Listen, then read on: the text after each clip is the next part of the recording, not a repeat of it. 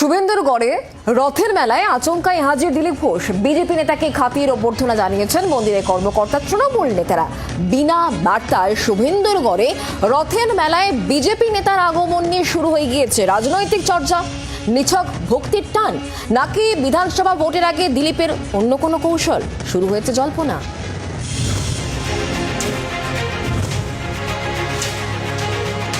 বিরোধী দলনেতার জেলায় বিনা বার্তায় উপস্থিত বিজেপি নেতা দিলীপ ঘোষ। পূর্ব মেদিনীপুরের ডেমুরিয়া গ্রামে রথের মেলার অনুষ্ঠানে দিলীপ ঘোষকে কার্যত জামাই আদর করলেন তৃণমূলের নেতারা।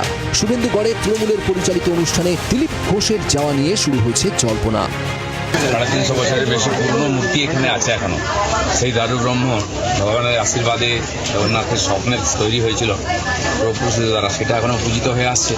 ঐতিহাসিক রথ খুবই জাগ্রত, সাধারণ মানুষের শ্রদ্ধা ভক্তি আছে। তো আমার ইচ্ছা ছিল, সেই সুযোগ হয়ে গেল আজকে ভগবানকে দর্শন করা।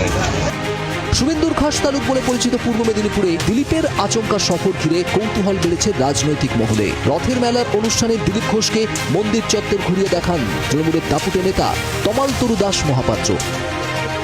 মন্দিরও দেখে গেলেন, আমরা দিলীপ দাকে প্রসাদ গ্রহণের জন্য আমন্ত্রণ জানিয়েছি। এখান থেকে দীঘা যাবে বললেন, হ্যাঁ বলবেন যাবেন, সেটা তার রাজনৈতিক কার্যক্রম। আমাদের সাথে তো এখানে কোনো রাজনীতির কোনো ছিল না, কোনো প্রশ্ন নেই। তিনি এসেছেন, আমরা 1 ঘন্টা আগে জানতে পেরেছি। এই জানতে পারার জন্য আমরাও থেকেছি এবং তিনি জগন্নাথের কাছে এসেছেন, আমরা সকলে খুব খুশি। দীঘায় জগন্নাথ মন্দিরের উদ্বোধনের অনুষ্ঠানে হাজির ছিলেন সস্ত্রীক দিলীপ ঘোষ। মুখ্যমন্ত্রীর পাশে বসা নিয়ে চর্চাও হয় বিস্তর। বিষয়টি ভালো চোখে নেয়নি বিজেপি রাজ্য নেতৃত্ব।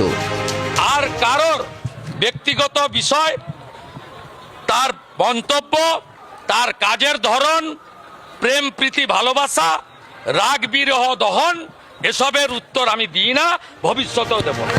এরপর থেকে দলে বেশ কিছুটা কোণঠাসা হয়ে পড়েন খড়গপুরের প্রাক্তন বিধায়ক।